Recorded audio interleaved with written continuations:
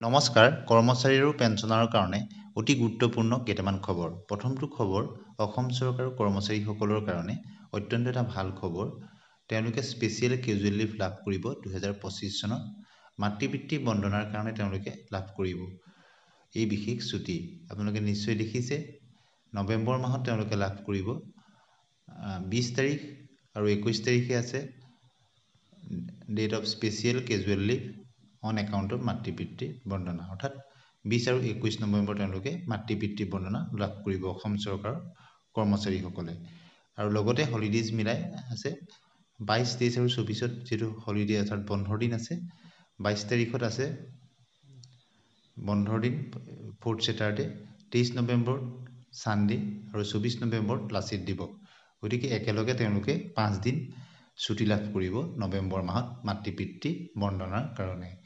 গতিকে অসম চৰকাৰৰ ফালৰ পৰা এইটো এটা অত্যন্ত ভাল খবৰ।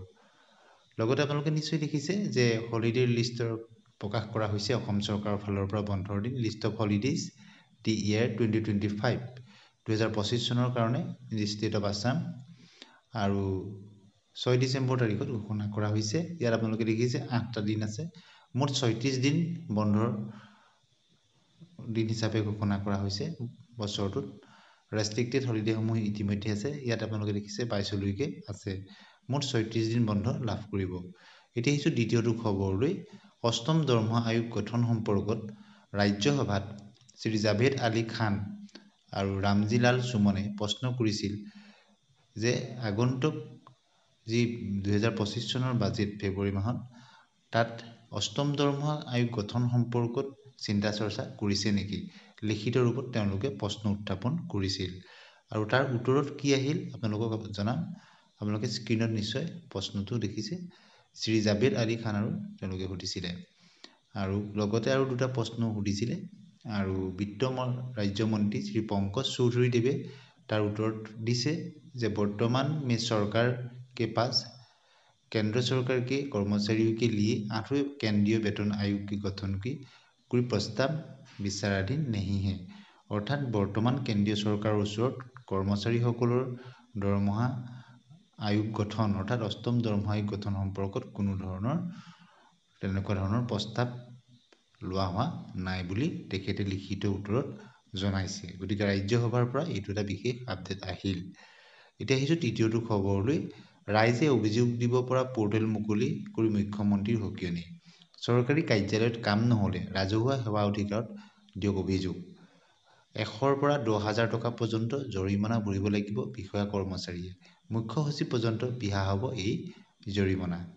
এতিয়া আহিছোঁ অন্য এটা খবৰলৈ। টেটকাম ৰিক্ৰুইটমেণ্টত গণিতৰ চিলেবাছ সলনি, গণিত অন্তৰ্ভুক্ত আৰু লগতে পৰীক্ষাৰ দিন ঘোষণাৰ সম্পৰ্কত মুখ্যমন্ত্ৰীয়ে কৈছে যে একো বিতৰ্ক হোৱা নাই, তেনেধৰণৰ বিতৰ্ক মই দেখা নাই। সেই শিক্ষক হ'লে গণিতৰ 2-এটা সৰু প্ৰশ্নৰ উত্তৰ জানিবই লাগিব, অসন্তুষ্ট হৈ লাভ নাই। টেটকাম ৰিক্ৰুইটমেণ্টৰ সম্পৰ্কত গুৰুত্বপূৰ্ণ মন্তব্য আগবঢ়ালে মুখ্যমন্ত্ৰী মহোদয়ে। এতিয়া আহিছোঁ অন্য এটা খবৰলৈ। বদলিৰ ইনটেক নমনা বিষয়া কৰ্মচাৰীৰ বিৰুদ্ধে কঠোৰ হ'ব চৰকাৰ। নতুন কৰ্মস্থলীত সময়মতে যোগদান নকৰিলে সন্মুখীন হ'ব লাগিব কঠোৰ অনুশাসনমূলক ব্যৱস্থাৰ। কৰ্মচাৰী বিভাগে জাৰি কৰিলে কাৰ্যালয় স্মাৰক। আৰু বদলিৰ নিৰ্দেশ নমনা বিষয়া কৰ্মচাৰীৰ কাৰণে ৰাজ্য চৰকাৰ বিভিন্ন সময়ত তেওঁলোক অসুবিধাৰ সন্মুখীন হ'বলগীয়া হয়। গতিকে অৱশেষত বদলিৰ নিৰ্দেশ নমনা বিষয়া কৰ্মচাৰীৰ বিৰুদ্ধে কঠোৰ স্থিতি গ্ৰহণ কৰাৰ সিদ্ধান্ত গ্ৰহণ কৰিছে অসম চৰকাৰে। গতিকে অন্য এটা খবৰলৈ আহিছোঁ এতিয়া বোনাছ সম্পৰ্কীয়ত। কোনে লাভ কৰিব এই বোনাছ? এই বোনাছ 2023-24 বিত্তীয় বৰ্ষৰ বাবে ভাৰতীয় সেনা আৰু সেনা অস্ত্ৰ কৰ্পছ AOCত নিয়োজিত যোগ্য প্ৰতিৰক্ষা অসামৰিক কৰ্মচাৰীক প্ৰদান কৰা হ'ব। এই বোনাছ ৰাষ্ট্ৰপতিয়ে অনুমোদন জনাইছে আৰু প্ৰতিৰক্ষা মন্ত্ৰালয়ে আনুষ্ঠানিকভাৱে ঘোষণা কৰিছে। নিশ্চিতভাৱে এই বোনাছ কেৱল সীমিত সংখ্যক প্ৰতিৰক্ষা অসামৰিক কৰ্মচাৰী আৰু PLB আঁচনিৰ অধীনত অহা এনে কৰ্মচাৰীৰ ক্ষেত্ৰতে প্ৰযোজ্য হ'ব। এতিয়া হৈছে পেঞ্চনাৰসকলৰ ক্ষেত্ৰত এটা দাবী, বয়স অনুযায়ী পেঞ্চন বৃদ্ধি।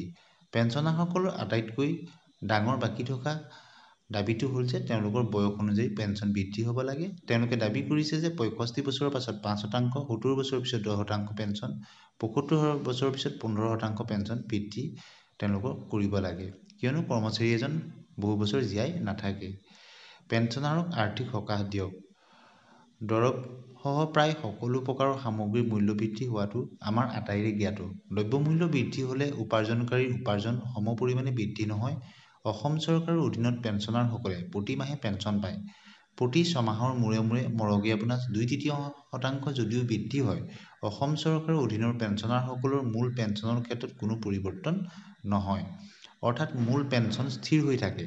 বৰ্ধিত দ্ৰব্যমূল্য বৃদ্ধিৰ প্ৰতি লক্ষ্য ৰাখি অসম চৰকাৰে কমেও প্ৰতি ৫ বছৰৰ মূৰে মূৰে অসম চৰকাৰৰ অধীনৰ পেঞ্চনাৰসকলৰ মূল পেঞ্চনৰ কমেও ১০% যাতে বৃদ্ধি কৰাৰ সেই কথাটো প্ৰয়োজনীয়তাটো পেঞ্চনাৰসকলে অনুভৱ কৰিছে। অসম চৰকাৰৰ পেঞ্চনাৰসকলৰ মূল পেঞ্চন ১০ বা ততোধিক শতাংশ প্ৰতি ৫ বছৰৰ মূৰে মূৰে বৃদ্ধি পালে পেঞ্চনাৰসকলে আৰ্থিক ক্ষেত্ৰত বহুখিনি সকাহ লাভ কৰিব পাৰিব বুলি পেঞ্চনাৰসকলে তেওঁলোকে আশা কৰিছে। গতিকে আজি কৰ্মচাৰী আৰু পেঞ্চনাৰসকলৰ লগত জড়িত এই গুৰুত্বপূৰ্ণ খবৰকেইটা আপোনালোকলৈ আগবঢ়াই দিলোঁ। ধন্যবাদ।